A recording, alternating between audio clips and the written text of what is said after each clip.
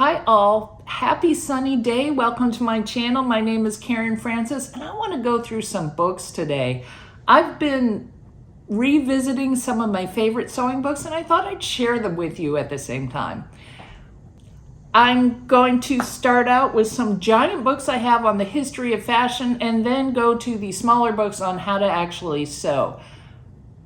This will be a good survey, but one caveat I want to make is I'm not recommending you need all of these books to learn how to sew, but I will tell you why I think they are special to me, especially these first two books, these giant history of fashion books.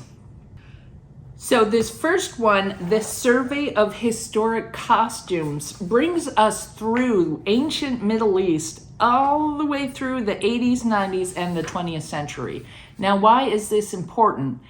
It gives you a survey level understanding of garments and how they've changed over the years and why they fit and how textiles came into play.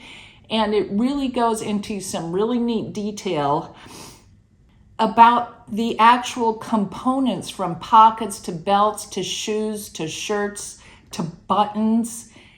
And I think as we create our garments, a bit of history and a bit of context is really important, at least to me, to make me a better sewer. For instance, if you want to find out about togas, there's a whole chart here, or a visual summary of costumes in the 16th century.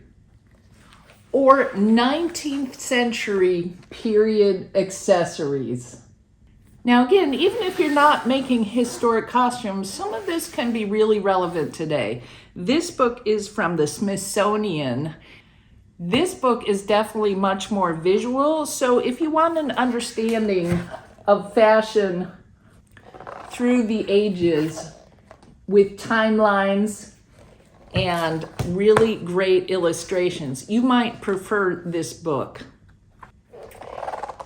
Some great understanding of mantuas and just all of these historical fashion statements. Now, one thing this book doesn't do is go into real great detail like the Survey of Historical Fashion book does. So my preference is actually, if you were going to buy one, I would choose that one. But this book is really great if you want to be inspired by high quality images. That one is for you. My next book is The Sewing Book, your basic how to sew with actual projects inside. Now this is really helpful if you want to learn all sorts of different techniques. It covers tools, pockets, hems, fasteners, sleeves, how to use equipment and fabric, and this is your perfect basic how-to sewing book. So if you just buy one out of the ones that I'm showing you today, buy this one.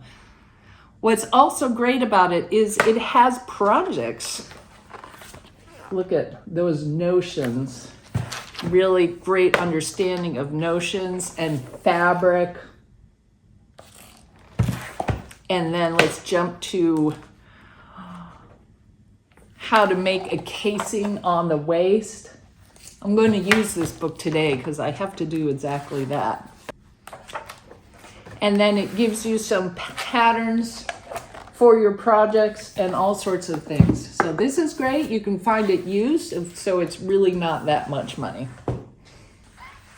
So expanding on that, if you're a little more advanced or you want to try some couture techniques, how about this one? Couture sewing techniques. This goes deeper into the skirts and the pants and the blouses and the sleeves and the pockets to really upscale your outfits. From how to do difficult necklines to sewing with sheer and lace to many more. So this is quite the handy book if you want some more detailed design inspirations and directions. They have some directions in there too. And finally, how about some Freehand Fashion? One of my favorite books. I'm actually in the process of making a skirt out of this. This book is perfect if you want to create your own patterns.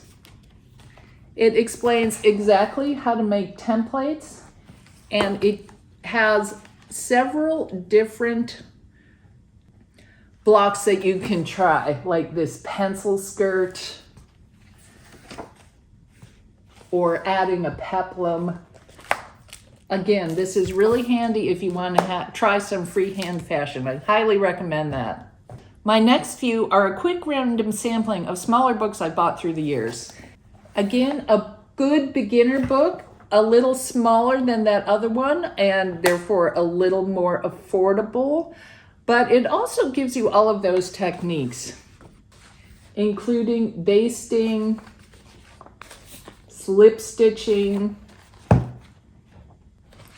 stitching in the ditch, and many more. So this is a really good light book if you want something quick and easy to follow.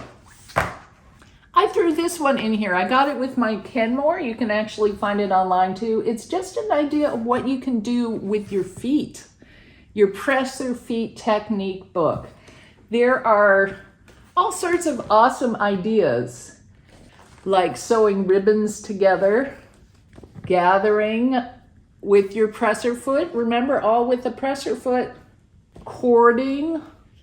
This book is a nice find, and I hope you can find it too, because it's a fun one to have. This next one is a magazine, McCall's how-to book. I think you can find these on eBay. So you can tell it's very old, right? The reason I like it is because it gives you how-to instructions on pattern adjustments with some really basic diagrams. And it's actually very easy to follow. You have small armhole adjustments, sleeveless adjustment, square shoulder adjustment, broad shoulder adjustments. Very handy book to have. I think you could probably find this on eBay or on Amazon, but it's definitely, they have multiple versions of this, so you don't have to look for this exact one, but McCall's has put out this magazine quite frequently back in the 60s and the 70s. All right, next up I have two Singer books. So Singer Sewing produces two books that I really like. How about this one? 101 Sewing Secrets. If you want to know how to test your fabric, there's a little bit on that. Solving sewing room mishaps. I mean, there's 101 of these. We're not going to go through all of them, but just to give you an idea. Easy flat felled seams. Again, highly recommend if you just want some more knowledge on, what goes bad, or it's little shortcuts. This book is great to have. Along with that is the Singer Tailoring book. This is excellent if you want to spend some time doing jackets or pants or anything that needs a little bit extra tailoring.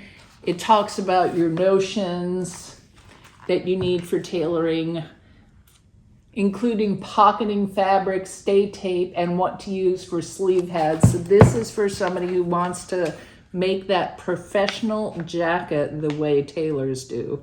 Might be a bit advanced. I haven't tried it yet, but I like the ideas in here, and I think when I make my next line jacket, I'm gonna try it out. Okay, my last recommendation is something a little different. It's a color scheme Bible. This one is found at your local paint store or anything like that. Just anything that has color schemes on it has been really helpful for me to match my fabrics. Sometimes I don't know what goes well together. I'm trying to create something. I have an idea in my mind, and here I can realize what colors go together. You could actually even just go to your paint store and get these little things, the little paint strips. to help you out. Great idea. I've used this before, and I would recommend something like this as well. I thought I'd end this video by telling you a book that I really don't think I needed to buy. And it's a Fabric for Fashion, the Swatch Book. This thing was really expensive, first of all. And second of all, I mean, it seems like a good idea, right? It has all the thread there. This is what it is. It's a literal swatch book of all the different kinds of fabric. See here? But the problem is, I just don't think this is as helpful. These swatches are small. They're a little bit helpful, but I've really never matched these little swatches with what I actually buy. So it seems like a good idea. But what I've been doing instead is making my own swatch books. Anytime I get some material, I just cut out a little rectangle of it and save it and make a note to see what it is. And that is a much better way to catalog your fabric than something like this, which might or might not be very helpful. So that's it for today. Those are all my books. I've hoped you've enjoyed looking at some of these with me, and that's all for now. Thanks for watching. Yikes. I mean, bye.